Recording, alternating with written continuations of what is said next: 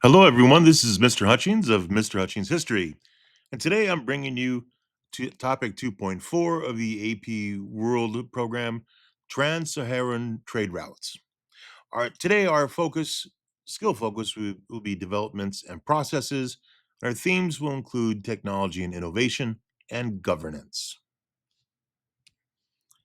Let's start with the voice of Ibn Battuta, the great 14th century traveler. From Timbuktu, I sailed down the Niger on a small boat, hollowed from a single log. The buying and selling of its inhabitants is done with cowrie shells. I set out with a large caravan of merchants towards Tagaza. In a few lines, we glimpse the whole system. Great cities like Timbuktu, cowrie shells as currency, and caravans threading the desert. What would make someone choose weeks of heat, thirst, and danger across the Sahara? If you're probably thinking profit, you're right. Profit and opportunity. Gold, ivory, enslaved people, salt, scholarship. Rewards big enough to outweigh the risks. Let's map the setting, then trace the technology, the goods, and the empires that turned a desert into a highway. The Sahara was a system, 90 deserts in one: dunes, gravel plains, bare rock, 3.6 million square miles. Amid that, scattered oases, some natural, some dug from deep wells. Before Islam, Berber traders moved small volumes: dates, salt, a little gold. The barrier was harshness. Islam emerges in the 7th to 8th century in the Sahara Desert and changes the calculus. Shared faith, law, Sharia, and trust knit North Africa to West Africa. Religion, trade, and power began to reinforce each other. So, this is our development and processes. The process is a chain. Islam spreads, which then led to trust expanding, which led to trade scaling up, and finally to the rise of states such as Ghana, Mali, and Senegal. To scale that trade, people didn't invent new deserts, they invented new ways to cross them. Let's focus on the technology and innovation, particularly camels and saddles. The camel is the desert's super machine, drinks 50 gallons fast, goes days without water, broad feet for sand, eyelashes and closable nostrils for storms, fat fuel in the hump. But the breakthrough was human, the saddle. Over centuries, riders and merchants perfected many types. In South Arabia, the seat was behind the hump for comfortable distance riding. In North Arabia, the seat was atop the hump, height and command in warfare. In North Africa, the seat was near the neck, fine control on rough ground. And finally, the Somali cargo saddle, engineered to carry up to about 600 pounds, turning camels into true freight haulers. Now scale it: hundreds or thousands of camels, strung out like a moving town, water skins, tents, food, guards, goods. Merchants often walked to save the animal's strength for cargo. By the 8th century, the Sahara isn't a wall, it's a corridor. 7 major north south and 2 east west routes stitch West Africa to the Maghreb and the Mediterranean. Goods move, and so do ideas and faith. Why can't a small innovation like a saddle have big historical effects? Because it unlocks capacity, turning an animal into an engine of long distance commerce. With the engine in place, what actually moved? Let's look at the goods of trade. Southbound moved salt, textiles, paper, horses. From Sahara and North Africa came salt, light saving in hot climates, textiles and fine cloth, paper, fueling scholarship, and horses, military power and prestige. Northbound moved gold, ivory, and enslaved people. From West Africa flowed gold, so abundant it minted Islamic and European coins, plus ivory for luxury carving, and enslaved people destined for households, armies, and ports across North Africa and beyond. We could take a case study of Tangaza and the salt mines. Picture Tangaza, a settlement of salt block buildings, miserable to inhabit, priceless to own. Enslaved workers cut massive slabs. Caravans hauled them south.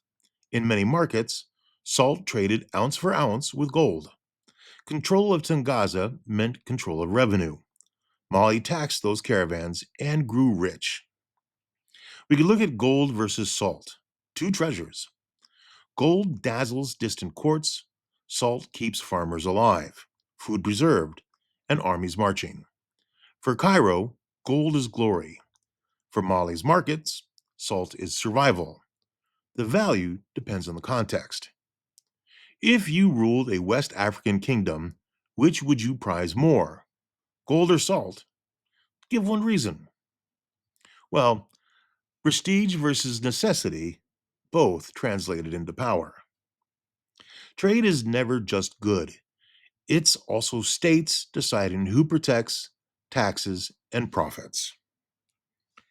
There was governance in these empires that managed the desert. From Ghana to Mali, Ghana powered the model. Sit between gold fields and salt mines, tax the caravans, fund armies, expand influence. As Ghana declined, due to warfare and route shifts, Mali stepped in. Strong farming on the Niger floodplain, growing millet, sorghum, and rice, plus trade taxation. Cities surged. Gao as a commercial hub, Timbuktu as market and scholarly magnet where manuscripts could outprice gold. There was a currency toolkit: cowrie shells, cotton cloth, gold dust, ingots, glass beads, and salt blocks all circulate as money. Flexible media for a diverse empire. There's a governance takeaway. Power equaled protect routes plus tax flows plus invest in armies, imported horses, and local ironwork. In Sundiata, the Lion Prince ruled. In Sundiata Quieta, the Epic of Sundiata, from disbanded child to unifying leader in 1235, he blends Islamic alliances with local traditions, stabilizes rule, and locks Mali into the gold trade. His story, kept by griots, is memory, identity, and statecraft in verse. Mansa Musa and the pilgrimage. Then comes Mansa Musa, who ruled from about 312 to 1337. In 1324, his Hajj becomes a spectacle of state. More than 100 camels, each heavy with gold, thousands in entourage. His generosity in Cairo helps trigger inflation, a gold shock that lingers for years. Globally, the message lands. Mali is rich, learned, and Muslim. European maps, like the Catalan Atlas, start showing a crowned African ruler holding a gold nugget. Back home, Musa invests in mosques such as the Dunjuber, Quranic schools, and libraries, turning Timbuktu into a lighthouse of learning. There's a note on balance here. Islamic scholarship grows, but local beliefs endure. A layered West African Islam emerges. Finally, there's the decline of Mali and the rise of Songhai. After Musa, succession disputes, border pressures, and shifting routes sap Mali's strength. Songhai, based at Gao along the Niger Bend, breaks free and expands. This led to Sunni Ali, who ruled from 1464 to 1492. Sunni Ali builds cavalry and river navies, seizes Timbuktu and Djenné. He's remembered as a warrior king. And then Askia Muhammad, who ruled from 1493 to 1528. Askia Muhammad centralizes rule, appoints Muslim judges called qadis, standardizes weights, measures, and taxation. He strengthens trade and Islamic administration. Songhai grows larger than Ghani or Mali at their peaks. So the theme here is governance. there's a feedback loop. The feedback loop is tax trade equals funding armies equals secure routes equal attracting more trade. And now the fall of Songhai with Tunbidi in 1591. A new era arrives with gunpowder. The Saadi Sultan of Morocco, Ahmed al Mansur, wants West African gold. A small Moroccan force, arquebuses and cannon, crosses the desert. At Tondibi, Songhai's larger traditional army can't match firearms. A desperate cattle charge backfires and sows chaos. Timbuktu and Gao fall. Morocco can't govern the vast interior for long, but Songhai's empire is broken. The age of big West African empires recedes, and smaller states fill the map. The takeaway from this is that, like Constantinople in 1453 and Cannon, armed ships at sea, gunpowder resets the balance of power. We've seen the who and the what, now let's practice the how, our historical skill. An historical skill here is developments and processes. And developments and processes means explaining how something changed over time and what effects followed. How did Islam spread? Through merchant networks, caravans, scholars, not conquest alone. How did small kingdoms become empires?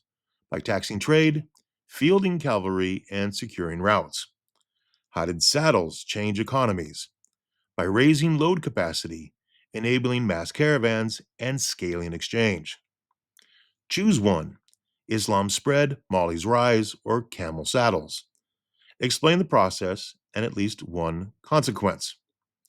I'll give you one: camel saddles. Saddles meant capacity, which led to caravans, which led to taxable trade, finally leading to state power. This is a clean, causal chain. The Trans-Saharan Network shows how innovation turns barriers into bridges and how governance converts mobility into power. Technology and innovation. Camels plus saddles equals scalable desert logistics. In governance. Ghana led to Mali, leading to the Songhai, equaling trade taxing states that protect, profit, and project culture. Integration.